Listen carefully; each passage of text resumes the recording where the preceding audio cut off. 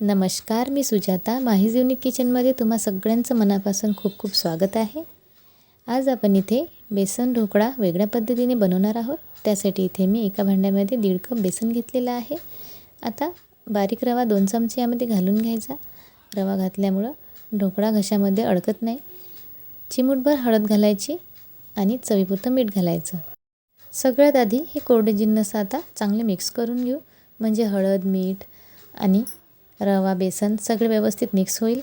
आता यामध्ये गरजेनुसार आपल्याला पाणी घालायचं आहे, तर ते थोडं थोडंच घालायचं. पाणी घालून व्यवस्थित मिक्स करून घ्यायचं, म्हणजे ज्या काही गुठळ्या असतील त्यासुद्धा पूर्ण निघून जातील. आणि पाणी एकदम घालायचं नाही. ढोकळा म्हटलं तर लहान किंवा मोठे घरातील सगळ्यांनाच खूप जास्त आवडतो, पण तो जेव्हा परफेक्ट तयार होईल तेव्हाच सगळे आवडीने खातील. तर या पद्धतीने तुम्ही एकदा ढोकळा नक्की ट्राय करा आणि तुम्हाला आवडेल.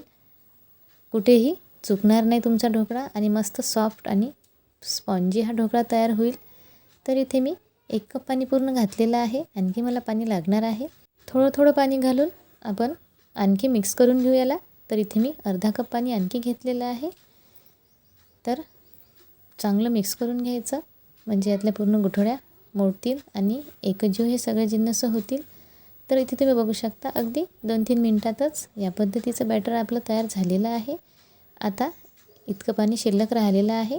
इथे मी 2 कप पाणी घेतलेलं होतं, त्यातलं थोडंसं शिल्लक राहिलेलं आहे व्हिडिओत दाखवल्याप्रमाणे. आता यामध्ये अगदी चिमूटभर खायचा सोडा घालायचा. ढोकळ्याला आणखी चविष्ट बनवण्यासाठी यामध्ये आपण 2 चमचे साखर घालणार आहोत. साखर घातल्यामुळं ढोकळ्याची चव खूप मस्त लागते. आणि 1 पळी भरून तेल घालायचं. साखर, तेल आणि खायचा सोडा घातल्यानंतर मस्त मिक्स करून घ्यायचं, म्हणजे साखर छान मुरेल यामध्ये. आता हे सगळे जिन्नस एका डायरेक्शनमध्ये आपल्याला मिक्स करून घ्यायचे आहेत.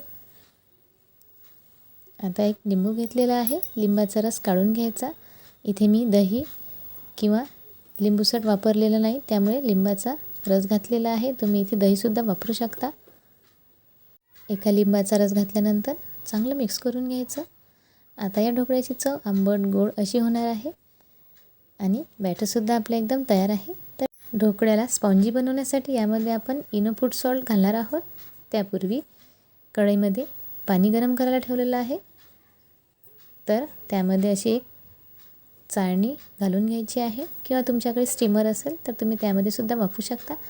तर हा ढोकळा आपण आज वाटीमध्ये तयार करणार आहोत, कारण खूप जास्त प्रमाणात ढोकळा कुणाला करता येत नाही. तर या पद्धतीने जर वाटीत तयार केला तर बॅचलरसुद्धा या पद्धतीने ढोकळा तयार करू शकतील. तर इथे मी वाट्या घ्तलेल्या आहे. एकाच साईजच्या ह्या वाट्या आहेत. त्याला आतून तेल लावून घेतलेलं आहे. आता जेव्हा आपल्याला ढोकळा शिजवायचा आहे तेव्हाच इनो फूड सॉल्ट घालायचं आणि एका डायरेक्शनमध्ये फास्ट असं फेटून घ्यायचं, म्हणजे जे इनो फूड सॉल्टमध्ये गॅस असते ती कायम राहते आणि लवकरात लवकर आपला ढोकळा स्पॉन्जी आणि मऊ तयार होतो. लगेच हे बॅटर आपल्याला तयार केलेल्या या वाट्यांमध्ये घालून घ्यायचं आहे. इनो घातल्यानंतर खूप जास्त वेळपर्यंत या बॅटरला ठेवायचं नाही, लगेच शिजवायला आपल्याला ठेवून द्यायचं आहे. तुम्ही मोठ्या भांड्यातसुद्धा हा ढोकळा तयार करू शकता. आज इथे मी वाटीच्या प्रमाणामध्ये हा ढोकळा करून दाखवत आहे आणि अतिशय मस्त आणि स्पॉन्जी हा ढोकळा तयार होणार आहे. 4 वाट्यांमध्ये मी हे बॅटर घालून घेतलेलं आहे. आणखी बॅटर शिल्लक असल्यामुळे आणखी आपल्याला वाट्या लागणार आहेत. तर आणखी त्यामध्ये वाट्या आपण घालून घेऊ. या पद्धतीने असं बॅटर घालून घ्यायचं आणि असं टॅप करायचं, म्हणजे जे बॅटर आपण घातलेलं आहे व्यवस्थित सेट होईल. दुसरी वाटीसुद्धा आपण इथे ठेवून देऊ. शिल्लक राहिलेलं बॅटर यामध्ये सुद्धा आपण घालून घेणार आहोत. इथे गॅसची पॉवर आपल्याला मीडियम ठेवायची आहे आणि लवकरच यावर आपल्याला झाकण ठेवून याला अगदी 10 ते 12 मिनटं या ढोकळ्याची वाफ काढून घ्यायची आहे, म्हणजे ढोकळा छान शिजतो. 10-12 मिनटं झालेली आहेत. आता ढोकळा छान शिजलेला आहे. ढोकळा सध्या गरमच आहे. ढोकळ्याला आपण चेक करणार आहोत, तर सुरीच्या किंवा टूथपिकच्या सहाय्याने असं चेक करायचं. इथे सुरी क्लीन निघालेली आहे, म्हणजे ढोकळा छान शिजलेला आहे आणि खूप मस्त फुगलेलासुद्धा आहे. तयार ढोकळ्याला आणखी चविष्ट बनवण्यासाठी चटपटीत एक फोडणी तयार करणार आहोत. तर तडका पॅनमध्ये थोडंसं तेल घ्यायचं आणि मोहरी घालायची, हिरवी मिरची, कढीपत्ता, त्याचबरोबर कोथिंबीरसुद्धा घालून घ्यायची आणि याला छान परतून घ्यायचं. थोडंसं मीठ घालायचं आणि व्यवस्थित मिक्स करून घ्यायचं. तर फोडणी आपली एकदम तयार आहे. थोडंसं पाणी घालायचं आणि आणखी मिक्स करायचं. तर फोडणीला थोडंसं थंड करून या ढोकळ्यावर आपण घालणार आहोत. ढोकळासुद्धा छान थंड झालेला आहे आणि मस्त फुगलेला आहे. ढोकळ्याला आपण असं वेगळं करणार आहोत. तर ढोकळा थंड झाल्यावरच असा काढून घ्यायचा. वाव, काय मस्त हा ढोकळा फुगलेला आहे आणि याची जाळी तुम्ही बघू शकता, अतिशय मस्त दिसत आहे. तर नेहमीप्रमाणे ढोकळा जेव्हा आपण करतो तो वेगळ्या आकाराचा असतो आणि वाटीत जेव्हा आपण ढोकळा केलेला आहे याचा आकार आणि याची जाडी बघून तुम्हाला बघता क्षणी खाण्याची इच्छा होत असेल. तर या पद्धतीने तुम्ही मस्त ढोकळा ट्राय करा आणि अतिशय सॉफ्ट आणि स्पॉन्जी हा ढोकळा झालेला आहे. तयार ढोकळ्यावर आपण फोडणी घालून घेणार आहोत. वाटीसुद्धा आपली क्लीन निघालेली आहे. इथे तुम्ही बघू शकता वाटीला अजिबात हे पीठ चिकटलेलं नाही आहे. तर ढोकळ्यावर आपण आता तयार केलेली फोडणी घालून घेऊ, म्हणजे आपला ढोकळा आणखी चविष्ट आणि मस्त तयार होईल. तर इथे फोडणी मी घालून घेत आहे.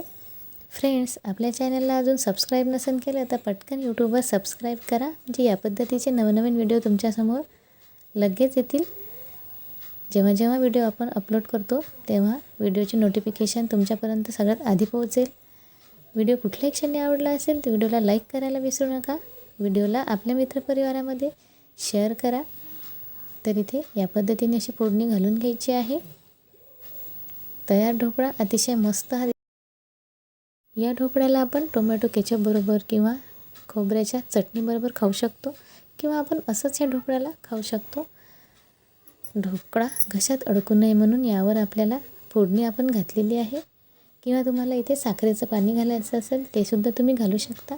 पण असाच हा ढोकळा खायला खूप मस्त लागतो. इथे एक ढोकळा मी तुम्हाला कट करून दाखवत आहे. तर तुम्ही बघू शकता आतपर्यंत या ढोकळ्याची जाडी अतिशय मस्त आलेली आहे आणि अगदी घरच्याच साहित्यात हा ढोकळा तयार केला. एकदा जर तुम्ही हा बनवून ठेवला तर 1-2 दिवस आरामात ह्या ढोकळ्याला तुम्ही एन्जॉय करू शकता. या पद्धतीचा मऊ आणि सॉफ्ट ढोकळा तुम्ही देखील आपल्या घरी नक्की ट्राय करा.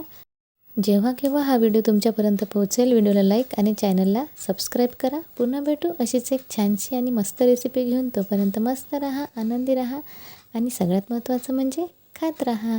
धन्यवाद.